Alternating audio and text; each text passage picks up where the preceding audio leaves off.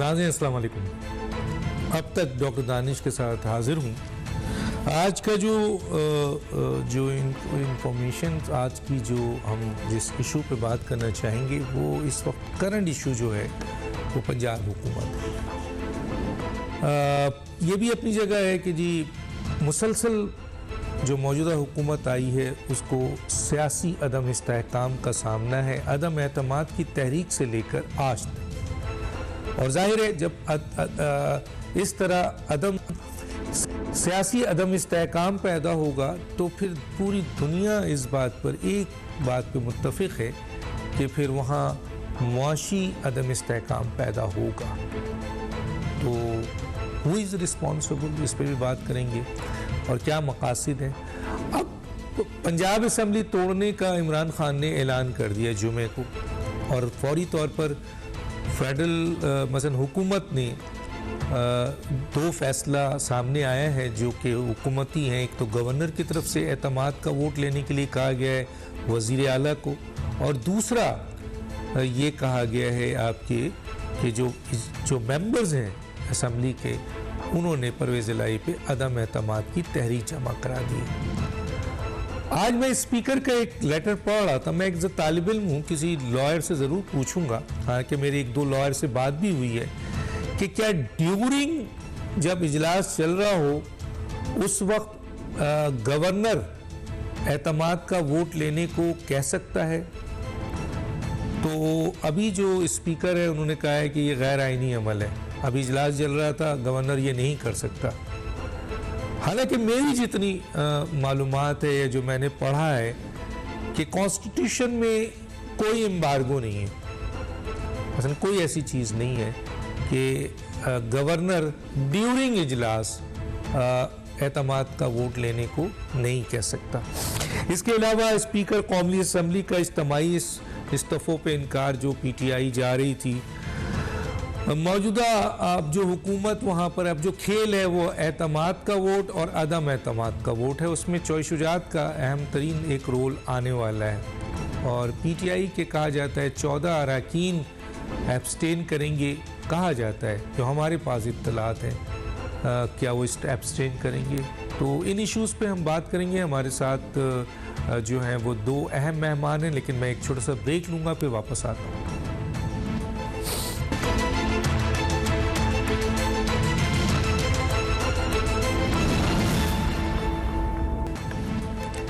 Welcome back जी। आज हमारे जो मेहमान हैं, दो अहम मेहमान हैं। खुर्रम हमीद रोकड़ी साहब सीनियर सियासतदान हैं, और दूसरे एक बड़ा नाम है सहाफ़त की दुनिया में सलीम बुखारी साहब।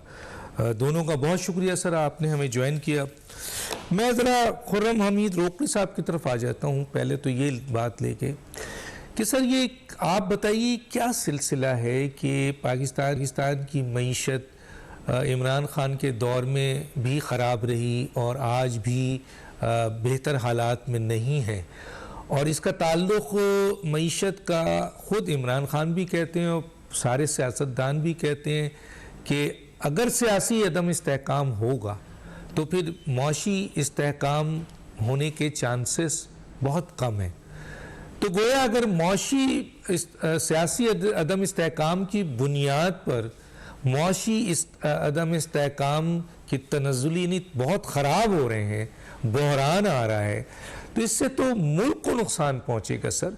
तो ये जो इस वक्त सियासी अदम इस्तेहकाम, अदम एतमाद की तहरीक से लेकर पंजाब असम्बली तोड़ने, यानी तो ये तो सियासी अदम इस्तेहकाम की जिम्मेदारी आप किस पे डालेंगे?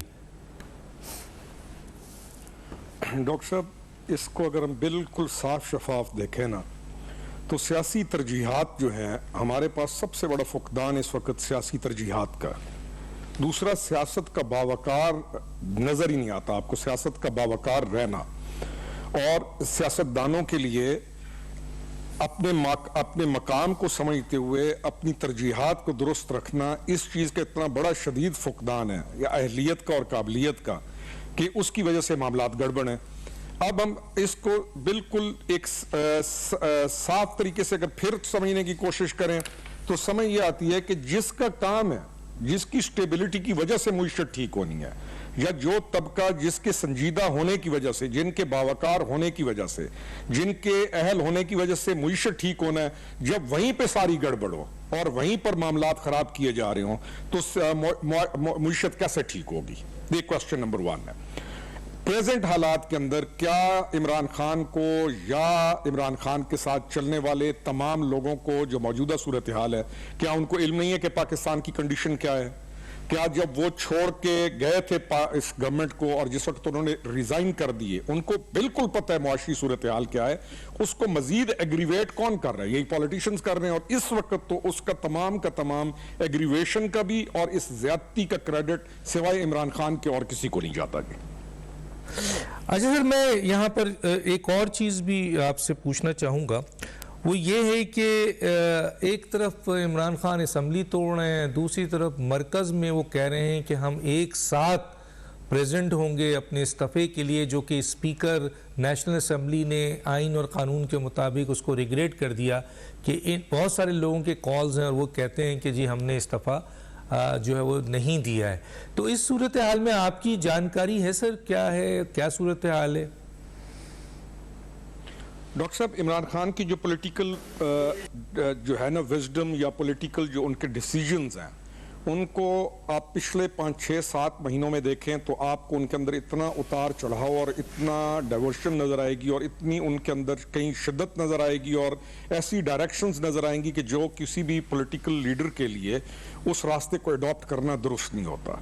इमरान खान का क्राइसिस के अंदर इस तरह का जो बिहेवियर है, ये स्टेट्समैन का नहीं है। मैं फिर कहता हूँ, पहले भी कहता रहा कि हीरो से निकलकर लीडर बनने का जो सफ़र था, उस सफ़र को इमरान खान ने खुद तोड़ा। और ये टाइम था क्राइसिस में आकर या इस वक्त जब प्रेशर के अंदर आकर अच्छे तरीके से हम्बल होकर मुल्क के लिए बड़े मफाद में सोचते हुए अपनी पार्टी को मजबूत करके आगे बढ़ने का सोचना था। तो आई थिंक इमरान खान बिल्कुल उस चीज़ से हट के अब डू एंड डाई वाली कंडीशन में है। यानी डू एंड डाई की कंडीशन को मैं कई दफ़ा ये भी कहता हूँ कि he is into a mode now कि मैं हूँ तो सब कुछ है, अगर मैं नहीं हूँ तो कुछ भी नहीं है। यानी इस वक्त इमरान खान की पोजीशन ये है। अब तमाम बाकी लोगों को भी, तमाम बाकी पार्टीज को भी, तमाम बाकी स्टेक होल्डर्स को भी इस चीज का मेरे ख्याल में अंदाजा भी हो गया और इदराक भी हो गया और विद इन पार्टी भी लोगों को अब पता है कि इमरान खान किस डायरेक्शन में जा रहे हैं। तो इसलिए ये कहना कि पंजाब में कोई बहुत ऐसी चीज कहना जो कि आप सोच भी नहीं सकते और उसके बिल्कुल अपोजिट कोई चीज कहना सेंटर के अंदर, तो ये एक्सपेक्टेड है। ही कैन से एनीथिंग, यानी उसके अंदर बैलेंस ना होना किसी भी चीज के अंदर। इस वक्त मैं एक्सपेक्ट करता हूं कि हर चीज बैलेंस से हटके वो कहेंगे और कहते जाएंगे। ठीक है, मैं जरा बुखारी साहब की तरफ आता हूं। सलीम बुखारी साहब, पहले तो पंजाब असम्बली पे आने से पहले मैं जरा ये आपसे भी पूछना चाहता हूं सर कि इस मौजूदा सूरत हाल में जो मौशी सूरत हाल है वो बहुत ख़राब है। ज़ाहिर है आप उस्तादों में हैं, मैं तो तालिब इल्म हूँ, मेरे पास भी फिगर्स हैं, मैं देख रहा हूँ मौजूदा हुकूमत इस क्राइसिस से निकालने की कोशिश कर रही है। लेकिन इमरान खान मुसलसल अदम एतमाद की तहरीक से लेकर आज तक जो है वो सियासी अदम इस्तेहकाम पैदा कर रहे हैं। क्या एक साबिक वज़ीर आज़म को इदराक नहीं है कि इन चीज़ों का नुकसान मुल्क को होगा और कौम को होगा? हुकूमत तो गई है, हुकूमत तो बाद में आती है, यहाँ तो बराह रास्त मुल्क को नुकसान पहुंच रहा है। क्या कहेंगे सर? बहुत शुक्रिया आपका डॉक्टर साहब। पहली बात तो यह है कि खुर्रम हमीद रोकड़ी साहब ने दरिया को कूजे में बंद कर दिया है। मेरे नहीं ख्याल कि इसके अंदर कोई मजीद इजाफा किया जा सकता है। जो मंजरनामा उन्होंने बताया है बिल्कुल एग्जैक्टली वही सूरत हाल है। जो एक दो चीज़ें और मैं ऐड करना चाहता हूँ वो ये है कि एक तो ये याद रखिए कि किसी भी मुल्क में मुआशी बहरान जो है ख़ास तौर से रनिंग फिस्कल ईयर में वो आफ्टर इफेक्ट्स होते हैं उससे पहले के सालों की पॉलिसीज़ के। ये एक आम आदमी भी समझता है, इसके लिए किसी रॉकेट साइंस की ज़रूरत नहीं है। जो 3, 4, पौने 4 साल की उनकी इकोनॉमिक पॉलिसीज़ थी, दे वर ए डिज़ास्टर। वो गलत कहते हैं, वो जितने फिगर्स कोट करते हैं दे ऑल फेज्ड फिगर्स। आप ये देखिए कि लोगों की चीखें जो थी वो उनके दौर में निकलनी शुरू हो गई थी। सो मच सो कि असद उमर जैसे इकोनॉमिक एरिस्टोटल ने ये कहा कि अभी तो चीखें और निकलेंगी। ये बयान है, ये ऑन रिकॉर्ड वीडियो के ऊपर मौजूद बयान है। तो एक बात तो यह है कि किसी भी सूरत में किसी भी आर्गूमेंट के तहत साबका हुकूमत अपने आप को मुआशी बहरान के आगाज और उसके अरूज से लाताल्लुक नहीं कर सकती। वो यहाँ अपने लोगों को जितना मर्जी समझा लें, उनके सोशल मीडिया हैंडलर्स जो मर्जी कह लें, लेकिन जो लोग इकॉनमी को समझते हैं, जो लोग रमूज सल्तनत को समझते हैं, उनको मालूम है कि ये खराबी कहाँ से शुरू हुई।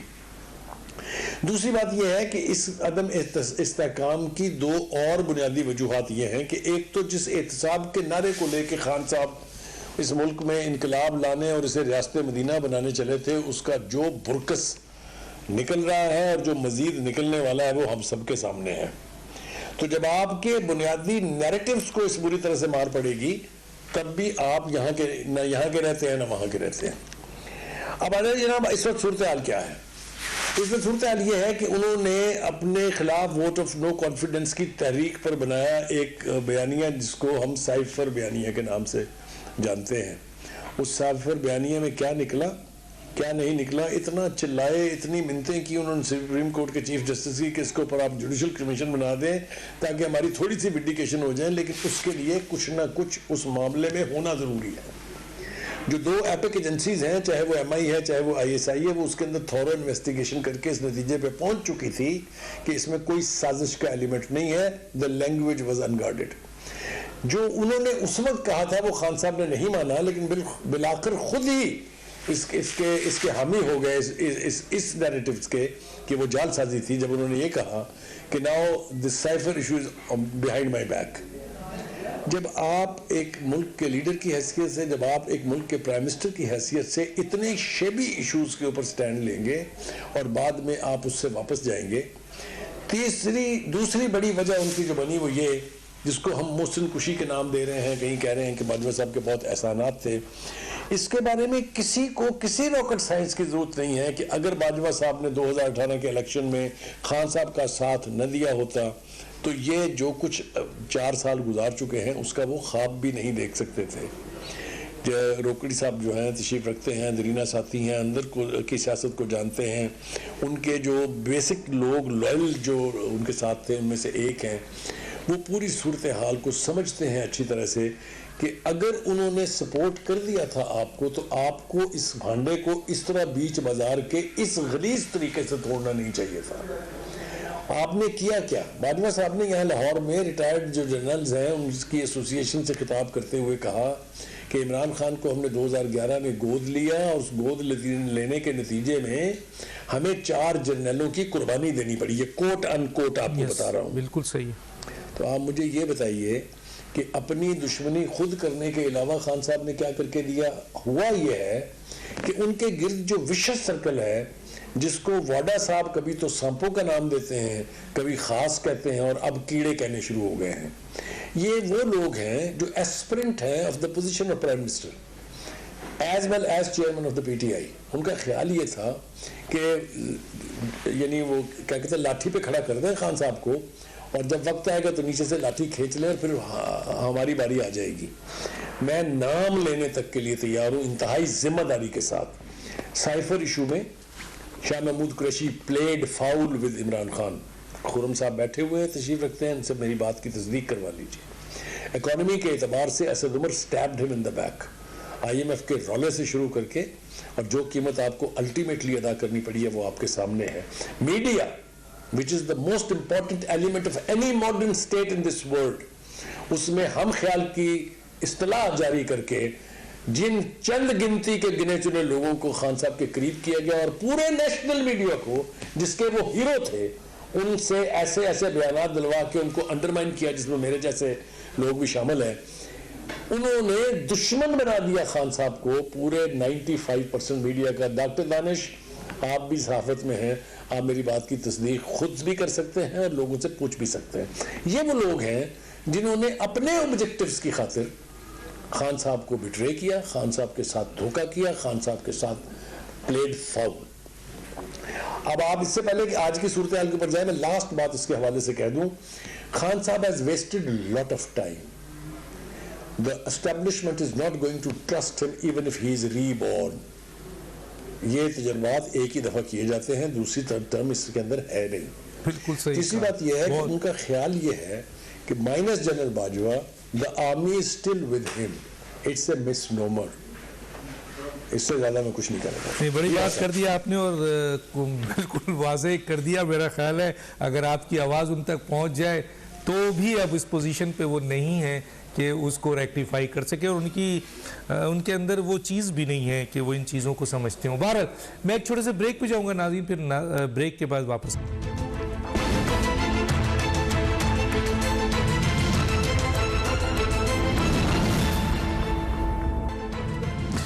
Welcome back.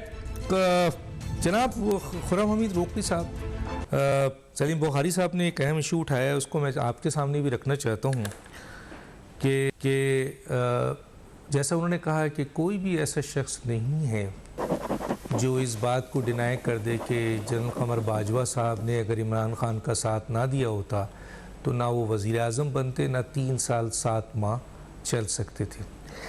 लेकिन इमरान खान साहब का जो अटैक है वो जनरल बाजवा पे मुसलसल चल रहा है, और बहुत इस हद तक वो चले गए कि उन्होंने ये स्टेटमेंट भी दिया कि बाजवा साहब जो है वो पाकिस्तान के ख़िलाफ़ उन्होंने काम किया है, और बाजवा साहब उस वक्त आर्मी चीफ थे।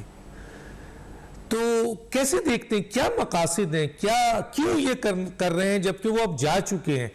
इसका इनके मकासद क्या है? इसका मसला हम जानना चाहते हैं कि अब क्या मकासद हैं उनकी ऊपर अटैक करने की, और तमाम की तमाम चीज़ें उनके हिस्से में डालने का, तमाम ब्लेम और ख़तरनाक ब्लेम। डॉक्टर साहब, इसकी मकसद बिल्कुल वाज़ेह और क्लियर।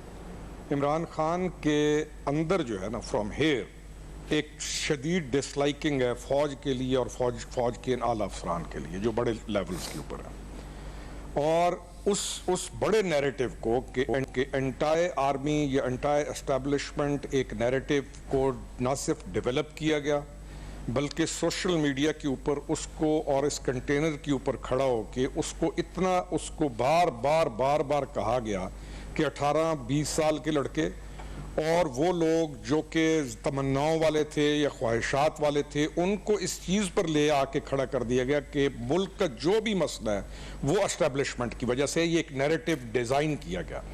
अब इस नैरेटिव के डिज़ाइन करने के बाद, इसको खड़ा करने के बाद, इसको उस लेवल पे पहुंचाने के बाद जनरल बाजवा एक शख्सियत रह जाते हैं कि अब जब बाकी पे तो नहीं कर सकते तो now he is the one.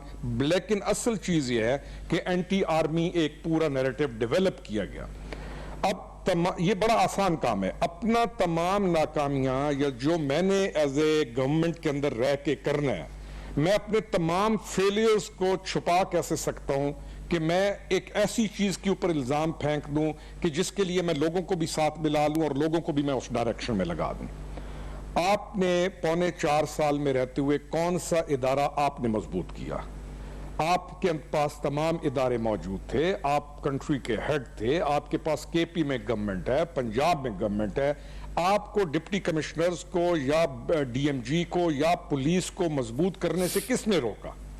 यानी तमाम वो जो फेलियर्स हैं, या उस्मान बुजदार की सूरत के अंदर बैठाकर एक आदमी को तहसीलदार के पेपर्स को भी जो ना पढ़ सके और स्टडी कर सके, आपने उसको सबसे बड़ा सूबा दे के पाकिस्तान का आपने क्या अचीव किया? अब वो तमाम जो मामलात जो डीरेल हुए या जो तबाह बर्बाद हुए, एक तो इस नैरेटिव के पीछे वो छुप जाते हैं, और हमारी कौम के पास क्योंकि मवाजीन या तराजू के ऊपर तोलने की आदत ही नहीं है, और उन्होंने जज्बात में या फैन क्लब है या मोहब्बत के अंदर उन्होंने चीज़ों के अंदर जाना है, तो वो ये नहीं कह सकते कि यहां तुम गलत हो या यहां तुम ठीक हो। गलत और ठीक की जो तमीज़ है हमारे पास, वो इसलिए बहुत गड़बड़ है क्योंकि दूसरी पार्टीज का जो वैक्यूम था या दूसरी पार्टीज को टाइम इतना हो चुका था कि उस वैक्यूम की वजह से लोग यहां पे आके खड़े हो गए।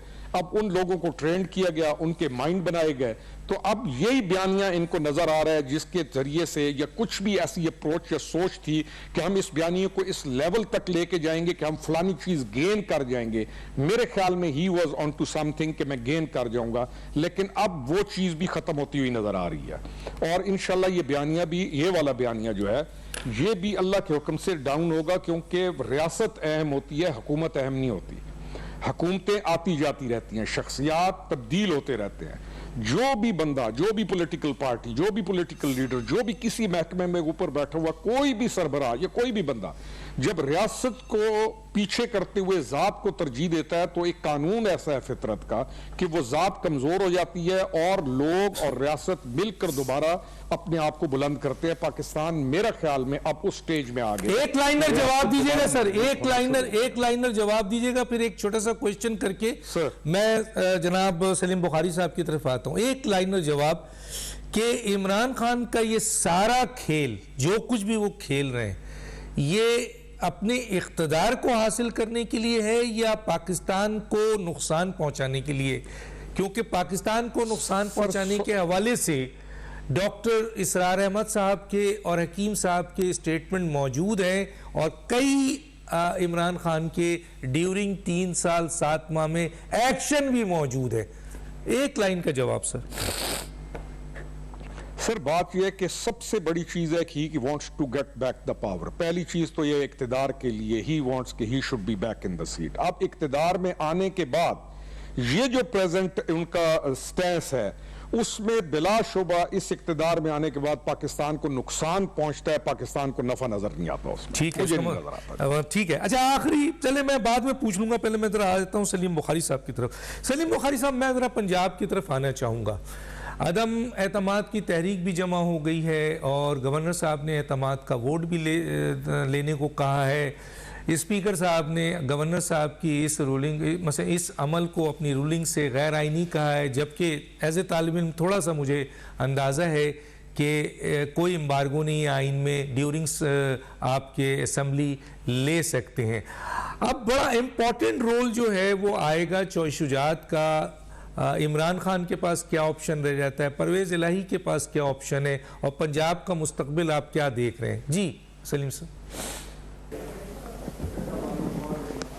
देखिए, पहली बात तो यह है कि जो मैंने गुफ्तगू सुनी है रोकली साहब की, मुझे हैरत है कि खान साहब के पास ऐसे लोग मौजूद थे जो डेयरिंगली सही बात कर सकते हैं। इनसे इन्होंने क्यों इस्तेफादा नहीं किया, मुझे इसका बहुत अफसोस है। Anyway, having said that, coming to your question sir, देखिए गुजारिश ये है कि एक तो Punjab is going to be PTI in Imran Khan Waterloo, ये मेरा जुमला लिख लीजिए जो मैंने कहा है।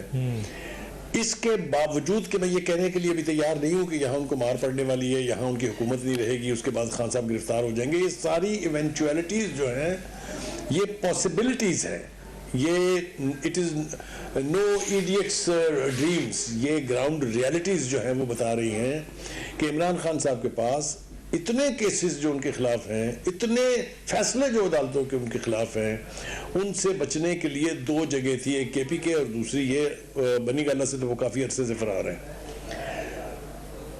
इन दोनों हिसारों को अपने खिलाफ जो है वो खुद से तोड़ने चले हैं। किसने मशवरा दिया उनको, किसने ये कहा है, और ये बुखार उनका क्यों अब तक नहीं उतरा कि जो ही ये इलेक्शंस होंगे वो 2/3 मेजॉरिटी के साथ आके इस मुल्क के ऊपर राज करेंगे?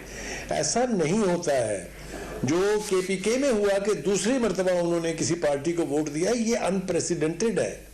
तीसरी दफा का तो वहां गुंजाइश ही नहीं है, कभी हिस्ट्री में नहीं हुआ ये। इसी तरह से आप भुट्टो साहब से ज्यादा पॉपुलर लीडर तो शायद अभी नहीं बने हैं वो सियासत के एतबार से, यकीनन, लेकिन उनके साथ भी जो हुआ ये पर्सनैलिटी कल्ट और ये जो फैन फॉलोइंग है इसकी मुद्दत तय होती है। ये बात लिख लें आप, it is not for always. बहुत से बड़े बड़े स्टॉलवर्ट्स मेसी और रोनाल्डो से पहले रहे हैं, नाम लेके देख लीजिए आप, रिकॉल कर लिए, पीले था और बहुत से बड़े बड़े नाम थे। Where are they now? So ये जो एज्यूम कर लिया जाता है कि जो मेरी पॉपुलैरिटी है, हमें बताया जाता था कि 10 लाख लोग थे जलसे में, 5 लाख लोग थे।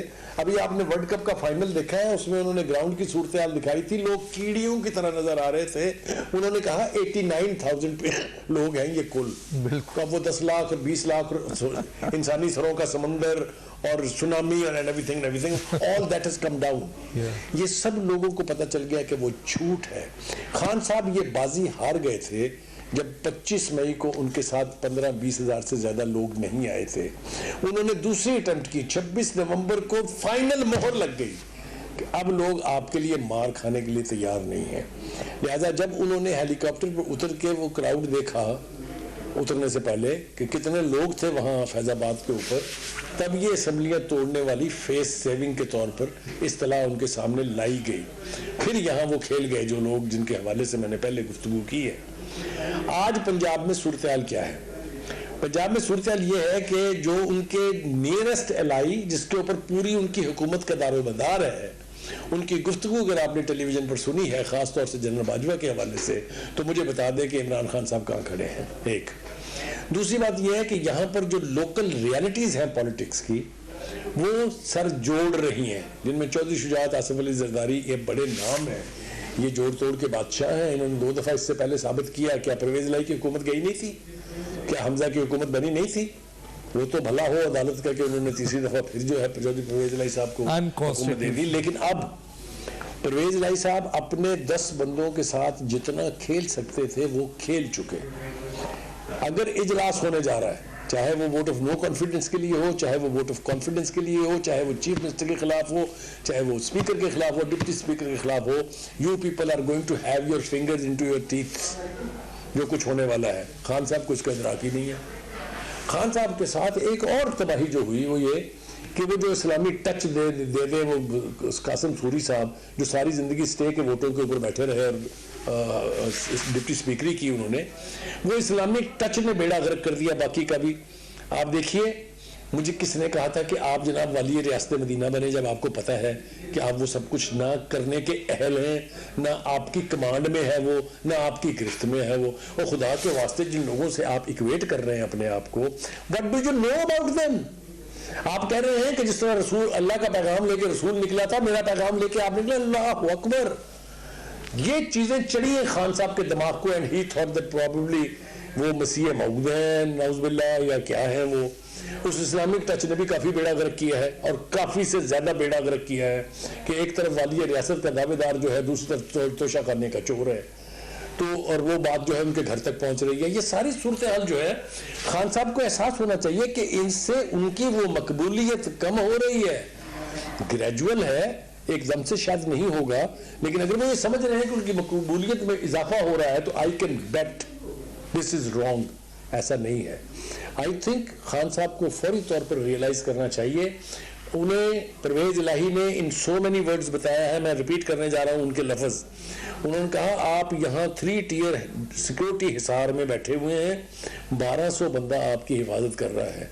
जिस दिन ये हुकूमत गई, 1 घंटे में ये सब लोग वापस जाएंगे, ये हिसार हटेंगे, और दूसरे घंटे में आप गिरफ्तार होंगे, क्योंकि आपके ऊपर 15 से ज़्यादा मुकदमात हैं, और हर एक मुकदमा अपनी नौयत के एतबार से गंभीर है।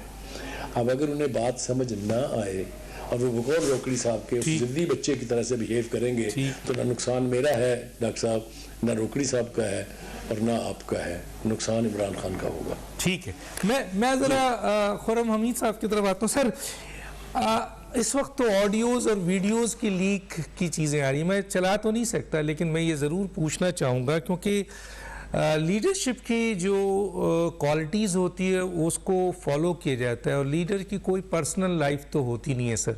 वो आवाम में खुली हुई किताब की सूरत में होता है, और आवाम जो उनके फॉलोअर्स होते हैं उनकी एक एक चीज़ को फॉलो करते हैं, और उसको सिंबल समझते हैं, तभी उसके पीछे खड़े होते हैं। ये जो ऑडियोज़ आई हैं, ये आपने भी सुनी होंगी। अगर इसको कोई सुने तो फिर क्या इमेज लेगा सर इमरान खान साहब का? और हालांकि उनकी बड़ी मजहबी टच रहा है, मदीने की रियासत हो, दीन की बात हो, मज़हब की बात हो, नबी करीम सल्लल्लाहु अलैहि वसल्लम के हवाले से, औरों के हवाले से, क्या कहेंगे सर आप? डॉक्टर साहब, पहली चीज़ यह है कि हम हो गए शदीद कंफ्यूज एज ए कौम। यानी कोई भी जो चीज़, बड़े से बड़ा इवेंट जो कि जिसकी वजह से वाकई हमें परेशान हो जाना चाहिए, हम नहीं होते। अब ये जो ऑडियोज़ हैं या कोई भी चीज़ है, सबसे पहले जिस बंदे से वो मंसूब की जा रही हैं, उसका काम है उसको डिनाई करे, या उसके ऊपर वो कहे कि मेरी इंक्वायरी कराई जाए कि ये मेरी ऑडियोज़ नहीं है, और उसको वो फोरेंसिक कराए सारी चीज़ों का। ही शुड गो टू उन लेवल्स के ऊपर उसको जाना चाहिए। जो पहली बात आपने चीज़ की ना कि ये लीडर को फिक्र होती है, मैं यही तो कहता हूँ कि लीडर को फिक्र होती है, हीरो को नहीं होती। हीरो एक ऐसी चीज है, या जो हमारा मॉडर्न टाइम्स के अंदर हीरो है, या इमरान खान क्योंकि उसके ऊपर वेस्ट का बहुत ज्यादा अफेक्ट है, तो हीरो से इस तरह की चीज हीरो समझता ही नहीं है कि ये ऐब है। हीरो हीरो हीरो वल्नरेबल होता है और हीरो कहता है ऐब है। और क्या हमारी कौम ने इस चीज को कबूल नहीं किया हुआ? क्या लोगों ने इस चीज को माना हुआ नहीं है? यानी हमारी भी तो इखलाकी पस्ती इस लेवल पे चली गई है कि हमने भी चीज़ों को उस लेवल पे जाके ना सिर्फ कबूल कर लिया है, बल्कि हम उसके ऊपर दलील भी देते हैं और हम उसको छुपाने के लिए खामखा के वकील भी बन जाते हैं। होना ये चाहिए कि ये फेक है या नहीं है फेक, इसके लिए इंक्वायरी करा लेनी चाहिए। इमरान खान को या जिस खातून का भी नाम साथ आ रहा है उनको चाहिए कि वो जाकर इस चीज को परस्यू करें और जाकर इसकी पूरी फॉरेंसिक कराएं, क्योंकि जितनी भी डीप फेक हो, आज आपके पास ऐसी टेक्निकल और इमर्जिंग टेक्नोलॉजी के जरिए ऐसी मशीन्स आ गई हैं कि वॉइस रिकॉग्नाइज हो जाती है, चेंज नहीं हो सकती। तो इनको चाहिए कि जाके वहां पे फोरम के ऊपर जाके इस चीज को डिक्लेयर कराएं कि ये झूठी है। अगर ये नहीं कराते डिक्लेयर और ये उस फोरम पर नहीं जाते, तो फिर इस चीज को सच मानना लाजिम हो जाता है। और सच मानने के बाद अगर इस चीज को छोटा समझा जाए तो ये फिर जुर्म बनता है ओवरऑल सोसाइटी का, जिसमें हम सब मुलव्विस हैं। मैं ये कहूंगा डॉक्टर साहब। ठीक है, मैं आता हूं जनाब सलीम बुखारी साहब। सलीम बुखारी साहब, इल्ज़ाम है कि इमरान खान के ऊपर, मैं इसको इल्ज़ाम के तौर पे लेता हूं, लेकिन बहुत सारी चीज़ों से मैं ख़ुद भी एज ए तालिब इल्म समझता हूं कि चीज़ सही है, लेकिन बहरहाल आपके सामने इल्ज़ाम के तौर पे रखता हूं। और वो ये है कि इमरान खान ने सियासत को नुकसान पहुँचाया, इमरान खान ने जमहूरियत को नुकसान पहुँचाया, इमरान खान ने मईशत को नुकसान पहुँचाया, इमरान साहब ने गवर्नेंस को नुकसान पहुँचाया। बड़े बड़े अहम तरीन लोगों का ख्याल है, दानिश्वर का, कि ये रिपेयरेबल है, यानी अच्छी कोई भी लीडर आ गया, कोई कैबिनेट आ गई, तो ये सब रिपेयरेबल है, कोई सियासी जमात आ गई। लेकिन इमरान खान ने जो दो नुकसान पहुँचाया, जिसका इस ऑडियो से भी रिलेशन है सर, एक तो उन्होंने कौम को तकसीम किया है, और एक जो अखलाकियात की धज्जियाँ बिखेर दी हैं इन्होंने, वो रिपेयरेबल नहीं है इतने आसानी से। और ये ऑडियो आ गई है, इसको आप कैसे देखते हैं सर? 5 मिनट। देखिए, मैं आपको एक हकीकत बताना चाहता हूँ, आपके साथ शेयर करना चाहता हूँ। बैक इन 2011 जब ये सोशल मीडिया के हैंडलर्स जो थे पीटीआई के, उन्होंने जब इनको ज़मीनी खुदा बनाने की कोशिश शुरू की, तो उसमें वो अपने दुश्मनों के खिलाफ इस हद तक चले गए कि कतरी शहजादों की सेरे बांध के तस्वीरें मरियम के साथ उन्होंने ईजाद की, जारी की। मैंने उस वक्त प्रोग्राम में लाइव एक दफ़ा नहीं, कम अज़ कम 1 दर्जन दफ़ा इमरान खान साहब को मुखातब करके कहा कि ये जो आगाज़ आप कराने चले हैं, ये अल्टीमेटली आपके घर तक पहुँचेगा। अल्टीमेटली आपके वो बच्चे जिनके बारे में आप पर एलिगेशंस हैं, वो साबित किए जाएंगे कि आपके हैं।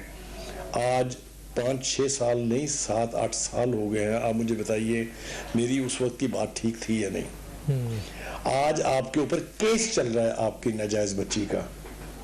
आपको डिफेंड करना है अपने आप को, जो इनडिफेंडेबल है, इसलिए कि एक अमेरिकन कोर्ट का अगले डिग्री लेके आते हैं साथ। इस वक्त जो अदालत के अंदर सब मटीरियल मौजूद है, उसमें ये डिफ़िकल्ट होगा डिनाई करना, लेकिन इसके मूजद आप हैं। आपने अपने सोशल मीडिया हैंडलर्स को इतना इनकरेज किया, इनकरेज ही नहीं किया, इतना हैवीली पे किया कि आपकी केपीके की हुकूमत 12,000 से ज़्यादा सोशल मीडिया हैंडलर्स को बाकायदा सरकारी ख़जाने से तनख्वाह देती हैं।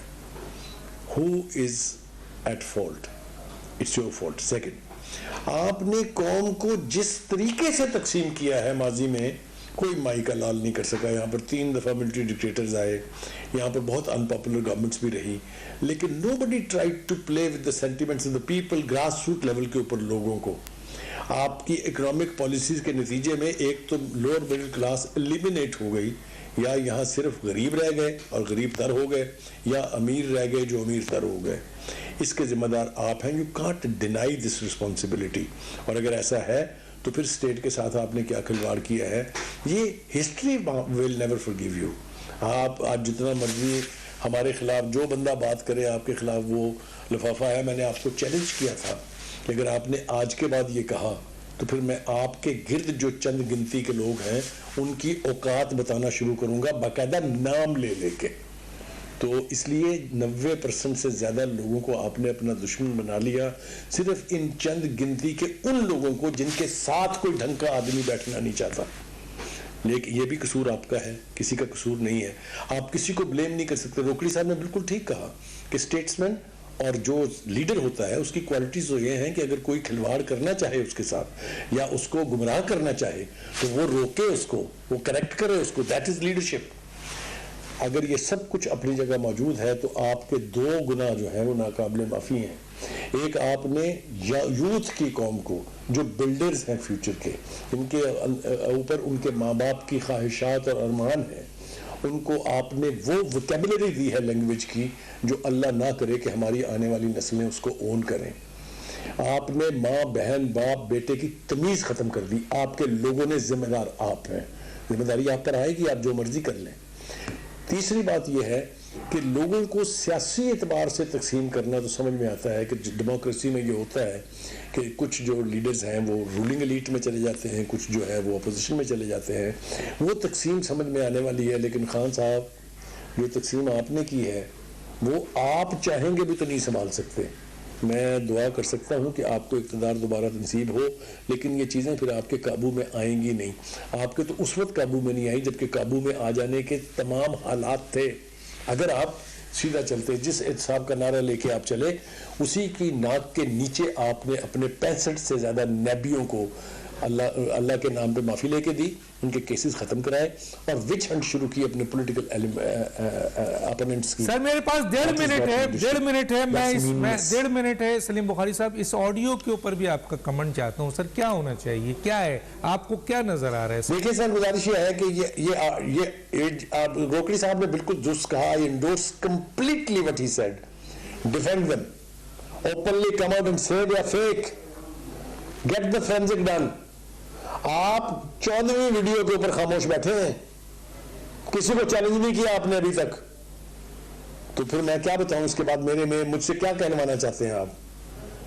अगर ये चैलेंज नहीं होंगी, ये बिलीव की जाएंगी, आप ही के लोग बिलीव करेंगे। ये आवाजें और जो कहा जाता था कि जी टुकड़े काट काट के हैं, ये इतनी कंसिस्टेंसी से गुफ्तगू है कि 15 मिनट में कहीं ब्रेक नहीं है। तो ये चीज़ें जो है खान साहब, खुदा के लिए इस तरफ तवज्जो दीजिए। पॉलिटिकल विच हंट को वक्ती तौर के ऊपर छोड़ दीजिए, अपनी ज़ात का दिफा कीजिए। आपको अपनी ज़ात का दिफा करना है अगर आप चाहते हैं कि पाकिस्तान में सियासी लीडर के तौर पे आप जिंदा रहें।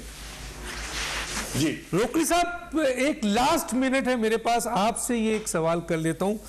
क्या आप समझते हैं कि इमरान खान सियासी मौत की तरफ जा रहे हैं या उनकी अब सियासी मौत हो चुकी है? बस एक लाइनर जवाब, 1 मिनट आपके पास।